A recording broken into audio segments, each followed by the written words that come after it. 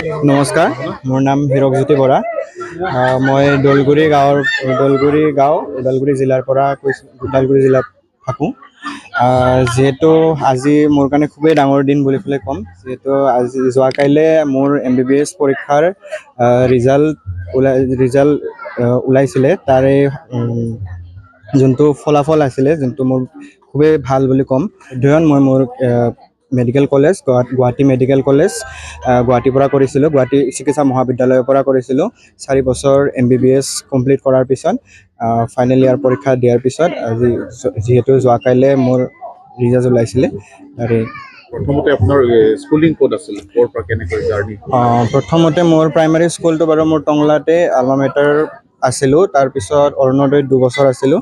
Then মই JNV entrance test দিছিলোঁ, যোনটো জৱাহৰ নৱোদয় বিদ্যালয়। তাৰপিছত জৱাহৰ নৱোদয় বিদ্যালয়ত মই নামভৰ্তি হোৱাৰ পিছত ক্লাছ 6ৰ পৰা ক্লাছ 12লৈকে মই জৱাহৰ নৱোদয় বিদ্যালয়তে পঢ়িলোঁ। তাৰপিছত মই জৱাহৰ নৱোদয় বিদ্যালয়ৰ থ্ৰু দক্ষিণাত কোচিং কৰিছিলোঁ পুনে কোচিং কৰাৰ পিছত মই নীট এক্সামৰ কাৰণে এপ্লাই কৰিছিলোঁ। দেন তাৰ ফলাফলত মই গুৱাহাটী মেডিকেল কলেজ পাইছিলোঁ। চ' সেয়ে ক্লাছ 10 আৰু 12ত মানে পাৰ্চেণ্টেজ কিমান আছিল? ক্লাছ 10ত মোৰ আছিলে 85% এণ্ড ক্লাছ 12ত আছিলে 82% আছিলে। তাৰপিছত মানে কেনেকৈ নীট মানে এণ্ট্ৰেঞ্চ কৰিয়াটো কেনেকৈ?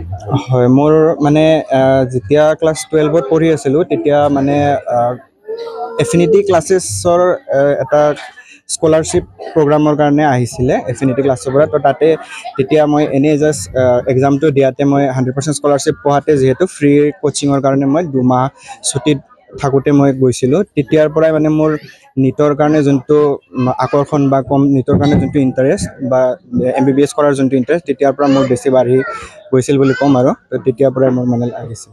কোচিংটো ক'ত কৰিলে? এনে প্ৰাইমাৰী কোচিংটোতো মই দক্ষিণা ফাউণ্ডেশ্যনত কৰিছিলোঁ।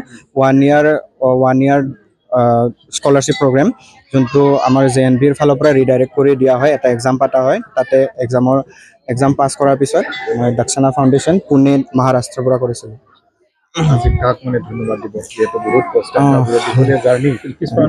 হয়, যিহেতু গোটেই জাৰ্নিটোত গোটেই মোৰ MBBS বা গোটেই সৰুৰ পৰাই যিমান আছে, মোৰ মা দেউতাই যিমানখিনি ছাপোৰ্ট কৰিছে, যিমানখিনি, তাৰ কাৰণে মই খুবেই ধন্যবাদ দিম মোৰ মা দেউতাক। মেইন ক্ৰেডিটছবোৰ দিম।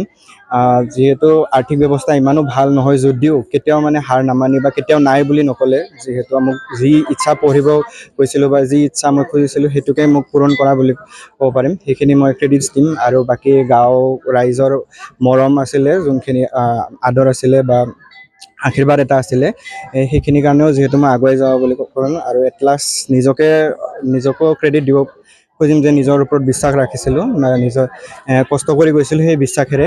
চ' সেয়াই।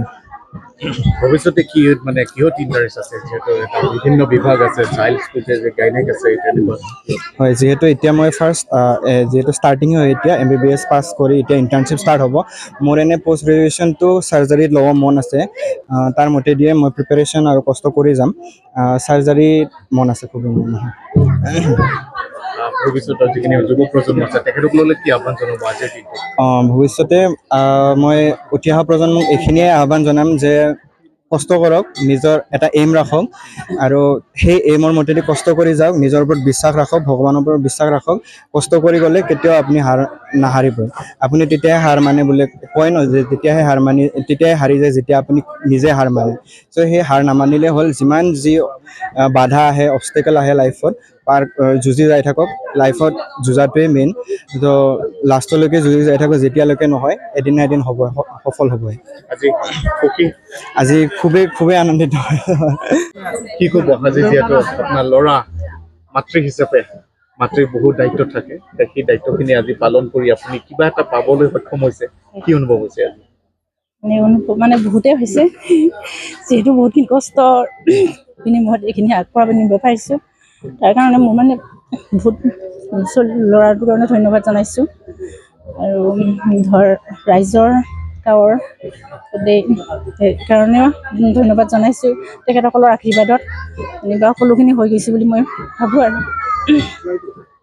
মাতৃ হিচাপে মাতৃ সমাজলৈ কি আহ্বান জনাব যিহেতু আপুনিও বহুত কষ্ট কৰি যিহেতু এটা কৰিছে তেনেকৈ বহু ল'ৰা আছে ভৱিষ্যত আছে মাতৃসকলক কি আহ্বান জনাব মাতৃসকলক এইটোকে ক'ব বিচাৰোঁ যে ধৰ কষ্ট কৰিব লাগিব ধৰ মাক হিচাপে বা যিখিনি কৰিবলগীয়া কৰ্তব্য সেইখিনি কৰি যাব লাগিব আৰু ধৰ অভাৱ বা হেৰি বুলি পেলাই পিছুৱাই আহিব নালাগিব সেইটোকে মই মানে মাতৃসকলক আহ্বান জনাইছোঁ আৰু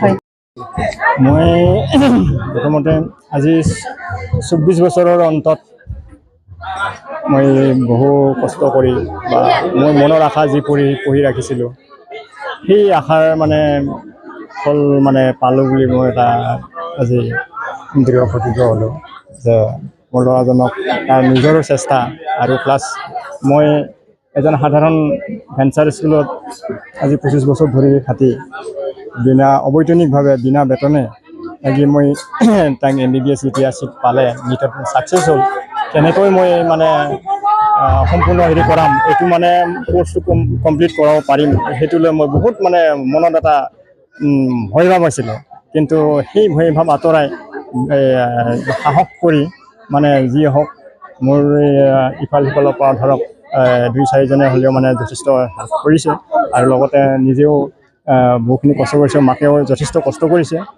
তাৰ কষ্টৰ বিনিময়ত তাৰ পঢ়া খৰচখিনি আমি হেৰি কৰি হ'লেও তাক মানে কোনো অনুভৱ কৰিব নিদি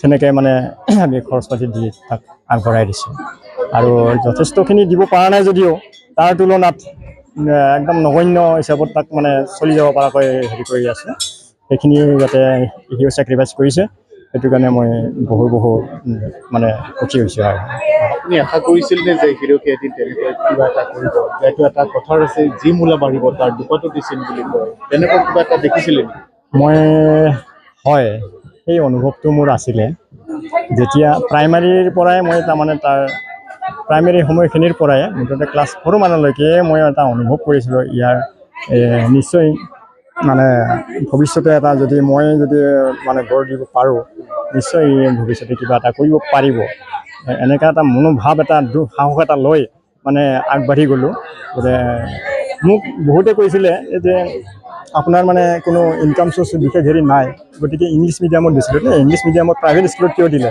কিন্তু তথাপিতো মই চিন্তা কৰিছিলোঁ যে মই চাওঁ ল'ৰাজনক মই প্ৰাইভেট স্কুলত দি হ'লেও মই যিখিনি কষ্ট কৰি হ'লেও যে আগবঢ়াই নিব পাৰোঁ নেকি এনেকুৱা এটা চিন্তা কৰি মই তাক মানে প্ৰাইভেট স্কুলত পঢ়ালোঁ প্ৰাইভেট স্কুলত পঢ়োৱাৰ পিছত মানে তাৰপৰা এই আলমা মেটাৰ বুলি পেলাই এখন টংলাত ইংলিছ মিডিয়াম স্কুল আছিলে ক্লাছ 4লৈকে তাত পঢ়ালোঁ তাৰপিছতে ক্লাছ 5-6 অৰুণোদয় একাডেমি টংলা তাতে আনিলোঁ 6ত হেৰি উঠাৰ লগে 6ৰ পৰা আকৌ এই এণ্ট্ৰেঞ্চ দি হেৰিত পালে JNBত চিট পালে তাতে মানে যোৱাৰ পিছত মই অলপ শান্তি অনুভৱ কৰিলোঁ গৌৰৱ অনুভৱ কৰিছোঁ এতিয়া ধৰ ৰাইজৰ আশীৰ্বাদত মই গৌৰৱ অনুভৱ কৰিছোঁ অলপ আবেগিকো হৈছোঁ যথেষ্টখিনি আজি মই 24 বছৰৰ অন্তত মই নাজানো সঁচাকৈ মই ফুল্লি ছাকচেছ হৈছোঁ নে হোৱা নাই সেইখিনি ধৰ ৰাইজে দেখিছে মই ভাবিলোঁ তাৰো মানে মনৰ হেঁপাহ দৃঢ় মনৰ হেঁপাহ আছিল যে এজন সুচিকিৎসক হৈ মানে মানৱ সেৱা কৰিব পাৰিম বুলি তেতিয়া মই তাক ক'লোঁ যদি সেনেকুৱা ভাবিছে তেতিয়াহ'লে বাছ মানৱ সেৱাই কৰা মানৱ সেৱাৰ কাৰণে ওলাই আহা মোৰ ঘৰখনৰ লগতে সমাজ তথা আমাৰ গাঁওখন তথা এইফালে এই দেশৰো এজন প্ৰতিনিধি হিচাপে ওলাই আহা শিক্ষিত হেৰি হিচাপত আৰু তোমাক দেখি যাতে উঠি অহা যুৱকখিনি তলৰ সেইখিনি যাতে মানে তেওঁলোকেও মানে এনেকুৱা লাইন এটা ল'ব পাৰে সেইটোক লৈ মানে মই চিন্তা কৰি হেৰি কৰাই হয় নিউজ চেনেলৰ দাদাসকলক মই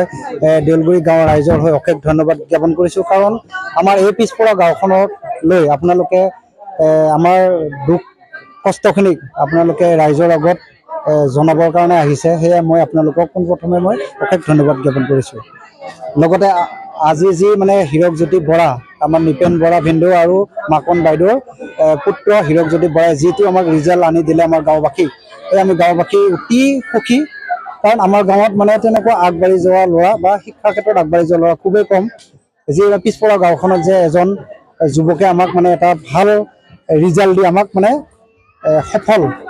সফল ব্যক্তি বা আমাৰ গাঁওখনক মানে সফল ৰূপ দিব পাৰিলে তাৰ কাৰণে আমি গাঁওবাসীয়ে তেখেতক অশেষ ধন্যবাদ জ্ঞাপন কৰিছোঁ আপুনি আশা কৰিছেনে যে হীৰক জ্যোতিৰ মানে যি ফলাফল সেইটোৱে হয় হয় এইটো আমি সম্পূৰ্ণ আশা আছিল বিশ্বাস আছিল তেখেতৰ প্ৰতি কাৰণ তেখেতে এনেকুৱা নৰ্মেল ল'ৰা এজন আছিলে মানে গাঁৱৰ মানে খুবেই মৰম কৰিছিলোঁ আমি আৰু গাঁৱে প্ৰতিটো মুহূৰ্ততে তেখেতক আমি উৎসাহ যোগাই আহিছিলোঁ যাতে তেখেতে সফল হওক কাৰণ ঘৰৰ অৱস্থা খুবেই বেয়া আছিল তথাপিতো আমি ৰাইজে অকণমান সাহস দিছিলোঁ মানে যাতে তেখেতক আগুৱাই লৈ যোৱা হ'ল কিন্তু ঘৰৰ অৱস্থা এনেকুৱা বেয়া মানে ল'ৰাজনক পঢ়াবৰ কাৰণে মানে এনেকুৱা কষ্ট হৈছিলে মানে টকা পইচাৰ ক্ষেত্ৰত বিশেষকৈ তথাপিতো কিন্তু মাক বাপেকে হাৰ নামানিলে সেইফালৰ পৰা আমি মাক বাপেকক এইখিনিতে বহুত ধন্যবাদ জ্ঞাপন কৰিছোঁ আমি